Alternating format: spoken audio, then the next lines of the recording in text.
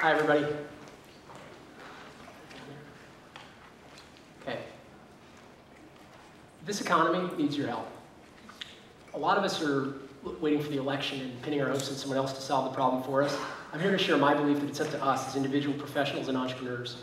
And if you each do well individually, then we do well as an economy. So I want to share some ideas toward that goal. First, I think it's important we get to the root cause of the economic problem. This isn't just a classic business cycle that started a few years ago. The median worker, the guy in the middle, it's in a 40-year slump. And it's a period that transcends Republicans and Democrats. And the average American isn't lazy. This isn't a story of handouts interfering with the American work ethic. And our debt is a huge concern for the future, but it's not the reason we already have this problem today. Interest rates and inflation are tame, and the dollar is still the world's reserve currency. So let's look deeper. When Henry Ford built cars that his workers could afford, that triggered demand. His workers bought the cars, we built highways, moved to the suburbs, and it kicked off 70 years of prosperity led by mass production and mass consumption. As productivity and output increased, those gains were split through negotiation between workers and their employers. Then something changed around the 1970s. Our world began to flatten, to paraphrase Thomas Friedman, triggered by demographics and technology. So over 1 billion non-farm jobs were added globally, mostly in developing nations since 1980. This is a tidal wave of competition and wage pressure, and severely impacts, of course, the bargaining position of workers in developed countries. Not just here, but in a lot of the other countries that you're hearing about having economic problems today.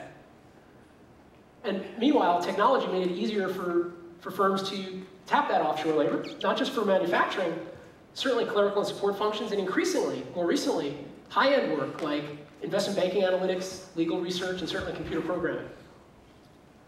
And so the bargaining position of those domestic workers has inevitably continued to decline. This bears out in the numbers. So according to the Economic Policy Institute, an 80% increase in productivity since 1973, labor productivity, and just a 4% increase in real median wage. So please don't misunderstand this data, though, as so many do, or misinterpret it. Our standard of living has improved tremendously throughout this period. We have safer, more fuel-efficient cars. We have a life expectancy that's increased by 7 years. We're able to video chat with distant relatives. All this and so many other things are made possible by global competition and technology, which are in any event inexorable. Instead, I'm making a different key point. Banking on big companies to give us steady raises and promotions, that's now a risky bet. And so I'm suggesting that we look less to our employer as the source of our professional identity and start thinking of ourselves as the center of a web of relationships that help us get things done. Of course, many of those relationships are with colleagues, and of course, our primary productive outlet remains on behalf of our employer. But the most relevant business entity over the long term, it's you. It's you and your most important relationships. Let's extend the analogy. A corporation takes a set of people, employees and stakeholders, and helps set up ways that they can work with each other to build economic value. And how about us, each working individually as CEO of what Reid Hoffman, the founder of LinkedIn, calls the startup of you? What are we doing to create and gain economic value within our social graph? I would say not nearly enough. See, I think we are so dazzled by what social does do for us that we fail to realize all that it should do. What it does do already, and brilliantly, is it helps us spread ideas.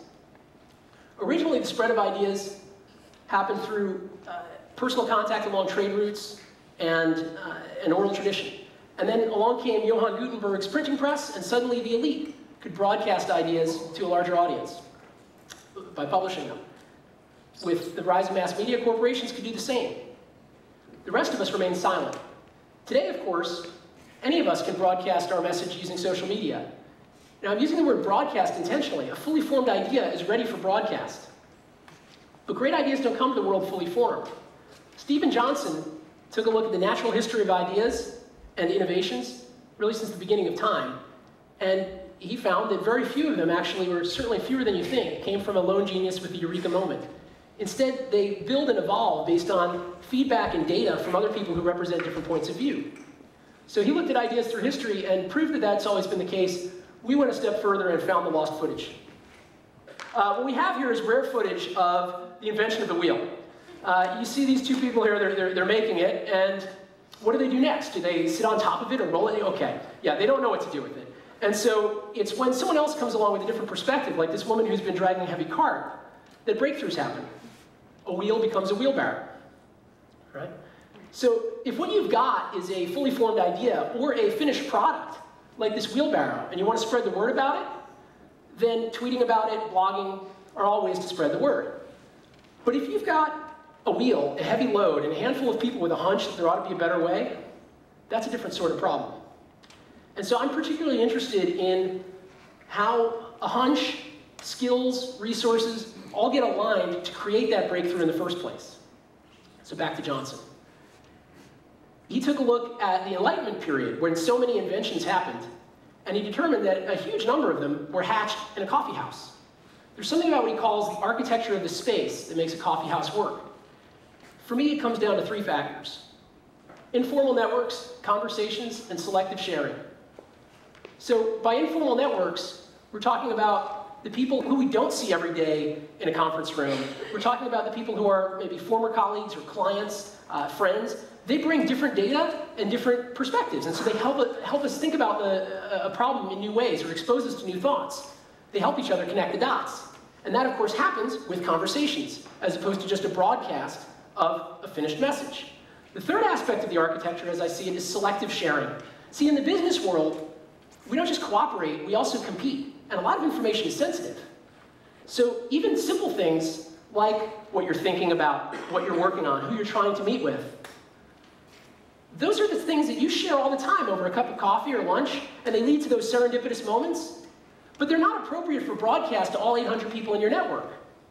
Right? And so we're not sharing today those nuggets, and not nearly enough, those nuggets of information that can lead to a business breakthrough.